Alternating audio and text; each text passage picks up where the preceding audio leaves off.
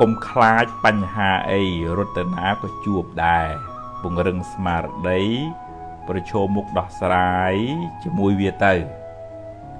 ជីវិតជួបរឿងច្រើនអីចឹងឯងហ្នឹងហើយ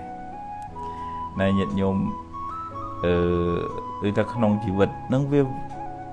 អញ្ចឹងហ្នឹងវាជួបរឿងអញ្ចឹងញាតិញោមរតនាក៏មិនក៏ដូចថាមិនកិច្ចមិនផុតដែរពីរឿងពីបញ្ហាហ្នឹងចឹងហ្នឹងហើយជួបទៅដោះស្រាយហើយបញ្ហាវាអត់ចេះដាច់ទេវាបន្តកតុយវាគ្នាមកជួបយើងរាល់ថ្ងៃញាតិញោមកុំសង្ឃឹមតាំងថ្ងៃណាបានវាអស់ណាបញ្ហាអត់ទេបើថាប៉ុនយើងច្រើនទៅក៏វាមិនសូវរឿងច្រើនទៅជួបរឿងល្អបើយើងខ្វះប៉ុនទៅអូ